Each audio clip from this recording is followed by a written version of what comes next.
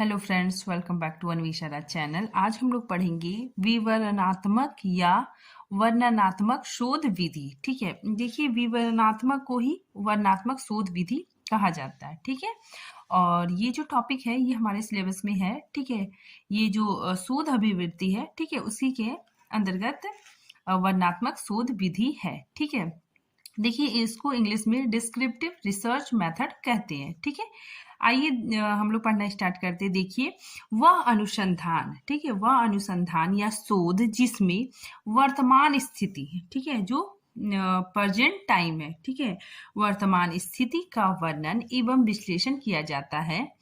ठीक है, वह वर्णनात्मक शोध विधि कहलाता है। ठीक है, आगे देखिए, इस अनुसंधान को अप्रयोगात्मक शोध भी कहा जाता है। ठीक है, देखिए अप्रयोगात्मक मतलब क्या होता है कि इसमें किसी प्रकार का प्रयोग नहीं किया जाता है। ठीक है, मतलब इसमें क्या होता है, चीजों को वर्णन किया जाता है। ठीक है, उसको पूरा विस्तार से डिफाइन किया जाता है, लेकिन इसमें किसी प्रकार का प्रयोग नहीं किया जाता है। ठीक है, वर्णनात्मक शोध में किसी प्रकार का प्रयोग नहीं किया जाता है। ठीक है, देखिए हम लोग प्रयोग किसमें करते हैं, साइंस में। ठीक है, देखिए विज्ञान में हम लोग साइंस में क्या करते हैं, लैब में जाके एक्सपेरिमेंट करते हैं। ठीक है, लेकिन इसमें एक्सपेरिमेंट नहीं होता है। ठीक है, किसी प्रकार का शोध नहीं होता है। ठीक है, आगे देखिए, इसके अंतर्गत स्पष्ट परिभाषित समस्या पर कार्य किया जाता है। ठीक है, अस्पष्ट परिभाषित समस्या मतलब क्या हो गया कि जो प्रेजेंट टाइम में जो प्रॉब्लम है, ठीक है, उस प्रॉब्लम को डिफाइन करना। ठीक है, उस प्रॉब्लम को डिस्क्राइब करना। ठीक है, उस प्रॉब्लम को पूरे विस्तार से वर्णन करना। ठीक है, तो इसीलिए यहाँ पे बताया जा रहा है कि इसके अंतर्गत स्पष्ट परिभाषित समस्या पर कार्य किया जाता है। ठीक है, जो प्रेजेंट टाइम पे हमारे पास जो प्रॉब्लम दिख रहा है, ठीक है, उसी को डिस्क्राइब करना। ठीक है, देखिए यहाँ पे मैंने और इजी लैंग्वेज में लिखा है। देखिए, वर्णनात्मक अनुसंधान वर्तमान से संबंधित है। ठीक है, इस रिसर्च में क्या होता है, प्रेजेंट टाइम, ठीक है, प्रेजेंट टाइम में हमारे सामने जो प्रॉब्लम है, ठीक है, उस प्रॉब्लम को डिफाइन करना, ठीक है, डिस्क्राइब करने का काम किया जाता है। ठीक है, उस प्रॉब्लम को एक्सप्लेन करने का काम किया जाता है। ठीक है, फॉर एग्जांपल हम लोग देख सकते हैं कि आज का जो यूथ है, ठीक है, उस पर सोशल मीडिया का क्या प्रभाव पड़ रहा है। ठीक है, तो हम लोग जानते हैं कि आज के यूथ है, ठीक है, उस पर सोशल मीडिया का बहुत बुरा प्रभाव पड़ रहा है। ठीक है, बच्चे बिगड़ रहे हैं। तो ये यहाँ पे मेरे पास क्या है, हम लोगों के पास क्लियर प्रॉब्लम है। ठीक है, और उस प्रॉब्लम को हमें यहाँ पे डिफाइन करना होता है। ठीक है, जो प्रेजेंट प्रॉब्लम है, ठीक है, उसी को डिफाइन करना होता है। ठीक है, आगे देखिए, इस अनुसंधान में यह क्या है को स्पष्ट करता है। ठीक है, मतलब व्हाट इज को एक्सप्लेन करता है। ठीक है, वर्तमान में मतलब क्या है, ठीक है, क्या समस्या है, ठीक है, इस बात को स्पष्ट करने का काम करता है। आगे देखिए, वर्णनात्मक अनुसंधान का मुख्य उद्देश्य क्या होता है, वर्तमान दशाओं मतलब प्रेजेंट सिचुएशन, ठीक है, क्रियाओं मतलब एक्शन, अभिवृत्तियों मतलब एटीट्यूड, ठीक है, तथा स्थिति के विषय के ज्ञान प्राप्त करना है। ठीक है, तो इसमें क्या होता है कि जो वर्तमान जो दशाएं हैं, मतलब प्रेजेंट सिचुएशन है, ठीक है, उसका ज्ञान प्राप्त करना होता है। ठीक है, प्रेजेंट में जो प्रॉब्लम है, ठीक है, उस प्रॉब्लम का ज्ञान प्राप्त करना होता है। आगे देखिए, यह अनुसंधान संख्यानात्मक और गुणात्मक दोनों हो सकता है। ठीक है, संख्यानात्मक मतलब इसमें आंकड़े भी कलेक्ट किए जाते हैं। ठीक है, और गुणात्मक मतलब क्या हो गया कि गुण। ठीक है, जैसे इंसान के अंदर क्या होता है, उसकी अच्छाइयाँ होती है। ठीक है, तो इसमें क्या हो गया, संख्यानात्मक मतलब आंकड़ों को भी मतलब इसमें संकलित किया जाता है, इकट्ठा किया जाता है। ठीक है, और गुणात्मक गुण को भी कलेक्ट किया जाता है। ठीक है, आगे देखिए, इस तरह के अनुसंधान में परिकल्पना का महत्व बहुत अधिक होता है।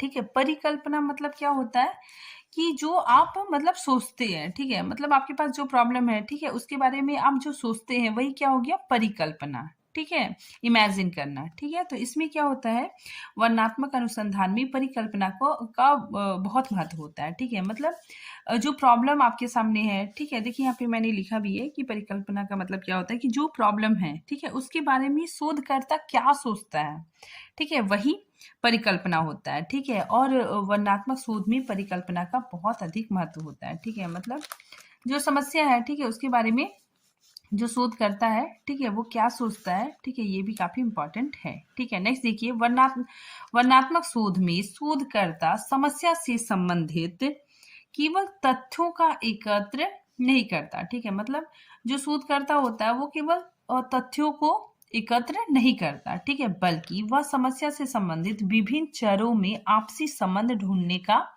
प्रयास करता है। ठीक है, तो इसमें देखिए बताया जा रहा है कि वर्णनात्मक शोध में क्या होता है कि जो शोध करता है, ठीक है, वो समस्या से संबंधित केवल तथ्यों को, मतलब फैक्ट को एकत्र नहीं करता है, ठीक है, बल्कि वह क्या करता है, समस्या से संबंधित विभिन्न चरों में आपसी संबंध ढूंढने का प्रयास करता है। ठीक है, देखिए यहाँ पे आप समझ सकते हैं, देखिए एग्जाम्पल मैंने दिया है कि मान लीजिए यहाँ पे एक कारक है, ठीक है, मतलब एक चर है, ठीक है, और दूसरा चर है, ठीक है, एक कारक है और दूसरा कारक है, ठीक है, तो इसमें देखिए इसमें क्या हो गया, सोशल मीडिया, इसमें क्या हो गया, स्टूडेंट।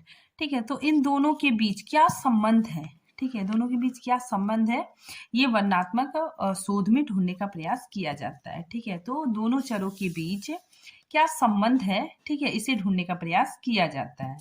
ठीक है, इसीलिए यहाँ पे देखिए लिखा हुआ है कि विभिन्न चरों में आपसी संबंध ढूंढने का प्रयास किया जाता है। ठीक है, दोनों के बीच, ठीक है, दोनों के बीच संबंध ढूंढने का प्रयास वर्णनात्मक शोध में किया जाता है। आगे देखिए वर्णनात्मक शोध की विशेषताएं। ठीक है, अब हम इसकी विशेषताएं देखेंगे। ठीक है, देखिए यह क्या है को परिभाषित करता है। ठीक है, नेक्स्ट देखिए यह वर्तमान से संबंधित होता है। ठीक है, तो ये याद रखिएगा आप लोग, जो वर्णनात्मक शोध है, ठीक है, या विवरणात्मक शोध है, ये वर्तमान से संबंधित होता है। ठीक है, वर्तमान में जो प्रॉब्लम है, ठीक है, उसी को डिस्क्राइब करता है। ठीक है, आगे देखिए इस अनुसंधान में स्पष्ट परिभाषित समस्या पर काम किया जाता है। ठीक है, मैंने जो अभी बताया, ठीक है, कि कोई समस्या है, ठीक है, उसी को डिफाइन किया जाता है। ठीक है, जैसे एग्जांपल मैंने बताया, जो यूथ है, ठीक है, उस पर सोशल मीडिया का क्या प्रभाव पड़ रहा है, ठीक है, वही। ठीक है, आगे देखिए विवरणात्मक शोध गुणात्मक और संख्यानात्मक दोनों प्रकार का होता है। ठीक है, इसमें आंकड़े भी इकट्ठे किए जाते हैं और उसके गुण भी। ठीक है, नेक्स्ट देखिए इसका संबंध व्यक्ति विशेष से ना होकर, ठीक है, संपूर्ण जनसंख्या से होता है। ठीक है, तो ये काफी इंपॉर्टेंट है। ठीक है, इसको थोड़ा डिटेल से समझते हैं हम लोग। ठीक है, इसमें बताया जा रहा है कि इसका संबंध व्यक्ति विशेष से ना होकर संपूर्ण जनसंख्या से होता है। ठीक है, देखिए मान लीजिए हम लोग न्यूज़पेपर पढ़ते हैं, ठीक है, तो न्यूज़पेपर में कभी कभी दिया होता है कि शोध के अनुसार, ठीक है, मतलब एक शोध के अनुसार शोध के अनुसार यह देखा गया है कि मोबाइल देखने से लोगों में बढ़ा चिड़चिड़ापन। ठीक है, मतलब मोबाइल देखने के कारण लोगों में चिड़चिड़ापन बढ़ गया है। ठीक है, तो एक शोध के अनुसार ये लिखा होता है। ठीक है, तो देखिए जब जब हम लोग वो शोध पढ़ते हैं, ठीक है, तो हम क्या करते हैं, उससे खुद को रिलेट करते हैं। ठीक है, तो ये जरूरी नहीं है कि शोध मतलब हमारे ऊपर नहीं हुआ है। ठीक है, ये जो शोध हुआ है, ठीक है, ये जो शोध हुआ है, ठीक है, जो लिखा है, ठीक है, उसमें हम शामिल नहीं है। ठीक है, फिर भी क्या होता है कि हम उससे उससे जुड़ जाते हैं। ठीक है, उससे रिलेट कर लेते हैं। ठीक है, तो ये क्या हो गया, ये संपूर्ण जनसंख्या से संबंधित हो गया। ठीक है, क्योंकि ये प्रेजेंट सिचुएशन के ऊपर किया गया शोध है। ठीक है, तो हम कह सकते हैं कि बेशक हम उस शोध में शामिल नहीं होते हैं। ठीक है, लेकिन कहीं ना कहीं क्या करते हैं, हम खुद को उस शोध से जोड़ लेते हैं। ठीक है, इसलिए कहा जाता है कि ये संपूर्ण जनसंख्या से संबंधित होता है। ठीक है, तो आई होप आप लोग समझ गए होंगे कि ये जो शोध हुआ है, ठीक है, उसमें हम शामिल नहीं है, लेकिन हम क्या करते हैं, खुद को उससे रिलेट कर लेते हैं। ठीक है, और क्या होता है कि ये संपूर्ण जनसंख्या से संबंधित हो जाता है।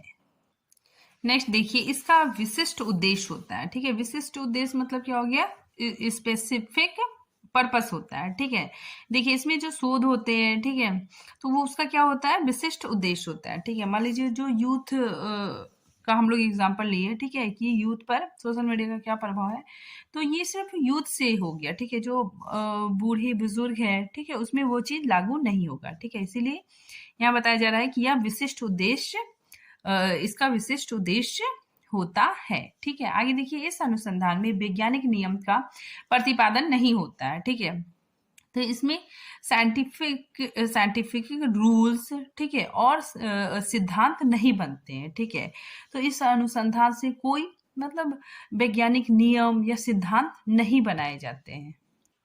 यहाँ पे देखिए जो सिद्धांत है वो और जो नियम है वो किसमें बनाया जाता है, फंडामेंटल रिसर्च या फिर मौलिक रिसर्च में बनते हैं। ठीक है, जो साइंटिफिक रूल्स होते हैं, ठीक है, जो रिसर्च होते हैं वो किसमें बनाए जाते हैं, फंडामेंटल रिसर्च में बनाए जाते हैं। ठीक है, लेकिन वर्णनात्मक शोध में वैज्ञानिक नियम और सिद्धांत नहीं बनाए जाते हैं। ठीक है, नेक्स्ट देखिए विवरणात्मक शोध के उद्देश्य। ठीक है, इसके उद्देश्य क्या क्या है। ठीक है, देखिए मानव व्यवहार के विभिन्न पक्षों की जानकारी प्राप्त करना। ठीक है, तो मानव व्यवहार के विभिन्न पक्षों की जानकारी प्राप्त करना।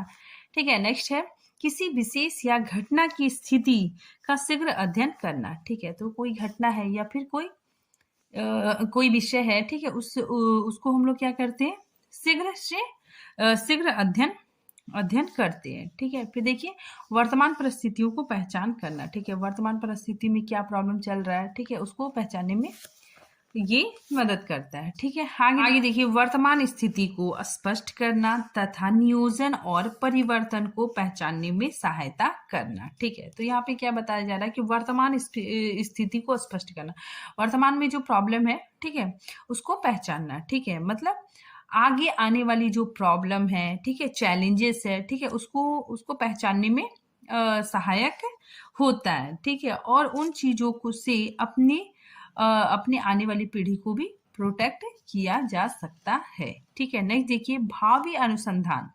ठीक है, भावी अनुसंधान में प्राथमिकता अध्ययन में सहायता करना। ठीक है, तो वही चीज है कि भावी अनुसंधान में प्राथमिकता अध्ययन, ठीक है, प्राथमिकता अध्ययन में सहायता करना। ठीक, आगे देखिए वर्णनात्मक अनुसंधान के पद या सोपान। ठीक है, इसमें क्या होता है, शोध समस्या का चयन। ठीक है, सबसे पहले शोध समस्या का चयन होता है। ठीक है, उसके बाद फिर हम लोग समस्या की पहचान करते हैं।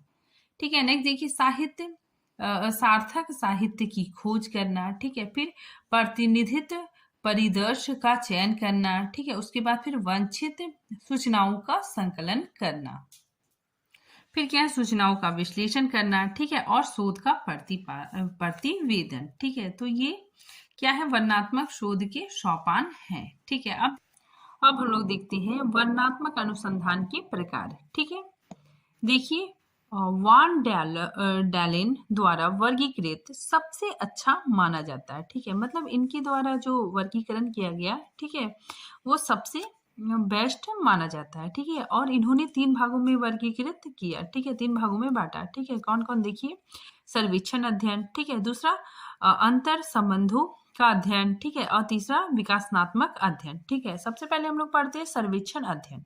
ठीक है, देखिए सर्वेक्षण अध्ययन क्या होता है, देखिए शब्द सर्वेक्षण की उत्पत्ति सूर या सौर तथा वियर से हुआ। ठीक है, मतलब यहाँ पे सूर का मतलब क्या हो गया, ऊपर, ठीक है, और वियर मतलब देखना। ठीक है, मतलब ऊपर से देखना। ठीक है, जिसका अर्थ क्या होता है, ऊपर से देखना। ठीक है, तो सर्वेक्षण का मतलब क्या हो गया, ऊपर से देखना। ठीक है, मतलब आप किसी पर नजर रख रहे हैं। ठीक है, मतलब हर एंगल से देखना। ठीक है, सर्वेक्षण एक ऐसी चीज है जिसमें आप सब कुछ, ठीक है, जिसमें आप सब कुछ देख रहे हैं। ठीक है, और सर्वेक्षण वर्तमान से संबंधित होता है। देखिए सर्वेक्षण अध्ययन हम किसी भी वर्तमान कार्य के सुधार के लिए वर्तमान परिस्थितियों से संबंधित आंकड़ों को एकत्रित करते हैं। ठीक है, तो हम लोग क्या करते हैं, वर्तमान परिस्थितियों से संबंधित आंकड़ों को एकत्रित करते हैं। ठीक है, देखिए सर्वेक्षण अध्ययन के प्रमुख 5 प्रकार है। ठीक है, कौन कौन प्रकार है देखिए, अब विद्यालय सर्वेक्षण, ठीक है, कार्य विश्लेषण, ठीक है, प्रलेखी विश्लेषण, जनमत सर्वेक्षण और समुदाय सर्वेक्षण। आगे देखिए अंतर संबंधों का अध्ययन। ठीक है, इसमें क्या होता है देखिए, यह उस अध्ययन को प्रदर्शित करता है जिसमें शोधकर्ता वर्तमान स्थिति के सर्वेक्षण के साथ साथ उन सभी तत्वों का भी खोजने का प्रयास करता है जो घटनाओं से संबंधित होते हैं। ठीक है, तो इसमें क्या बताया जा रहा है कि शोधकर्ता वर्तमान स्थिति का सर्वेक्षण करता ही है। ठीक है, साथ ही साथ उन सभी तत्वों को भी खोजने का प्रयास करता है जो घटनाओं से संबंधित होता है। ठीक है, जो घटनाओं से संबंधित होता है उन सभी तत्वों को भी खोजने का प्रयत्न करता है। ठीक है, देखिए यह मुख्यतः 3 प्रकार के होते हैं। ठीक है, पहला व्यक्ति अध्ययन, ठीक है, दूसरा कार्य कारण तुलनात्मक अध्ययन, ठीक है, और तीसरा संबंधात्मक अध्ययन। ठीक है, सबसे पहले हम लोग पढ़ते हैं व्यक्ति अध्ययन, मतलब केस स्टडी। ठीक है, केस स्टडी तो आप लोगों ने सुना ही होगा।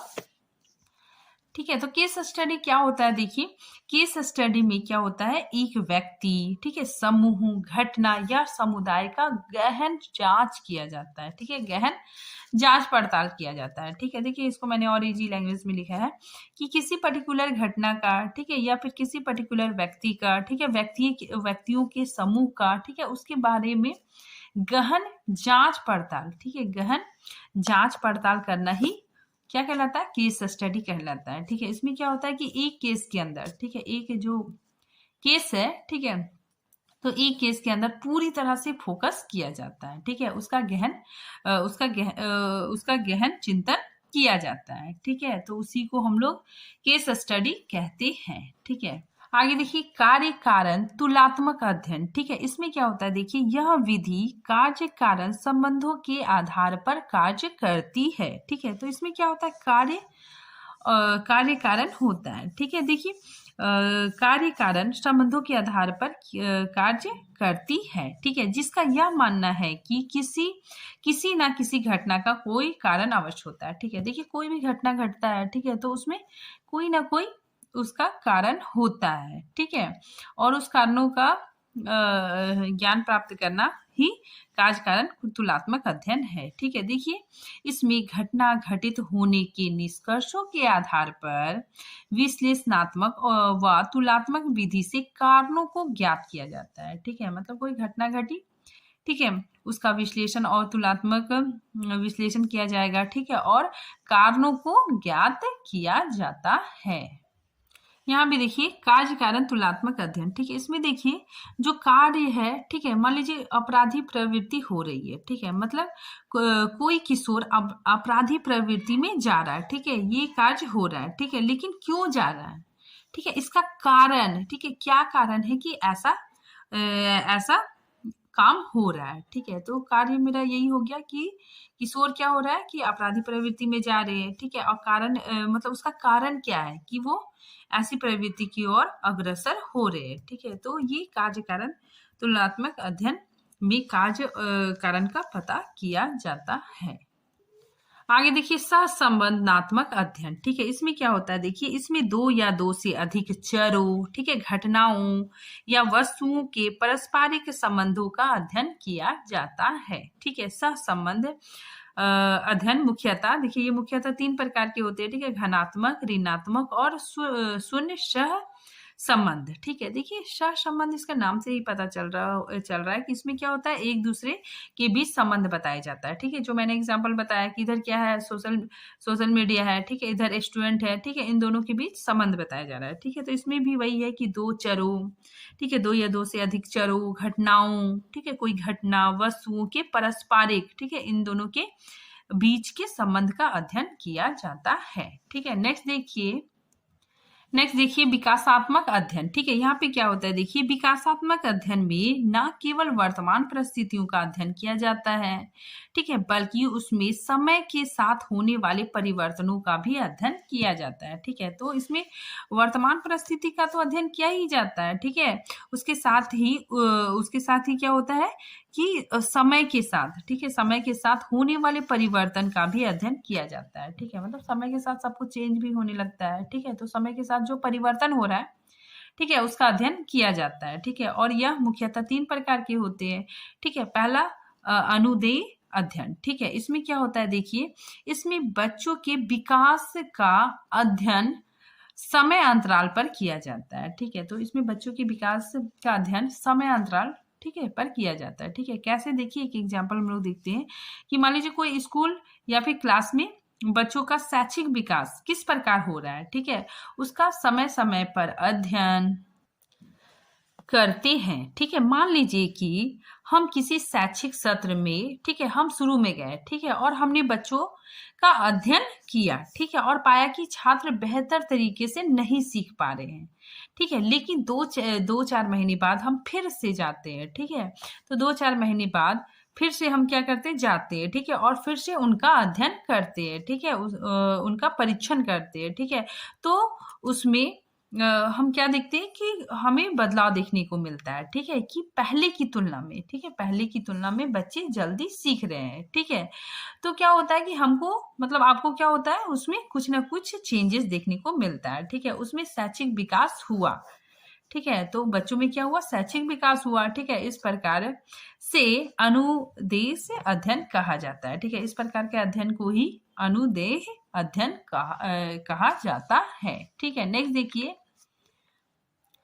देखिए परिनिधात्मक अध्ययन, ठीक है। इसमें क्या होता है, देखिए इसमें एक ही समय में, ठीक है, इसमें क्या होता है, एक ही समय में विभिन्न आयु के बच्चों का अध्ययन, ठीक है, एक साथ किया जाता है, ठीक है। मतलब इसमें क्या होता है, एक ही समय में, ठीक है, विभिन्न आयु के बच्चों का अध्ययन एक साथ, ठीक है, एक साथ किया जाता है, ठीक है। और इसमें समय और समय की बचत होती है, ठीक है। इसमें क्या होता है, देखिए जो अलग अलग वर्ग के बच्चे हैं वो क्या करते हैं, एक साथ अध्ययन करते हैं, ठीक है। उसमें किस प्रकार से शैक्षिक विकास हो रहा है, ठीक है, उसके बारे में जानने का प्रयास किया जाता है, ठीक है। इसमें देखिए ये 1 साल का बच्चा है, ठीक है, ये क्या हो गया 2 साल का बच्चा है, ये 3 साल का बच्चा है, ये 4 साल का बच्चा है, ठीक है, ये 5 साल का बच्चा है, ठीक है। तो ये क्या हो रहा है कि ये यहाँ पे कई तरह के बच्चे हैं, ठीक है, कोई 1 साल का है, 2 साल का है, ठीक है। तो सभी एक ही समय पर, ठीक है, एक ही समय पर विभिन्न आयु के बच्चों का अध्ययन एक साथ किया जाता है।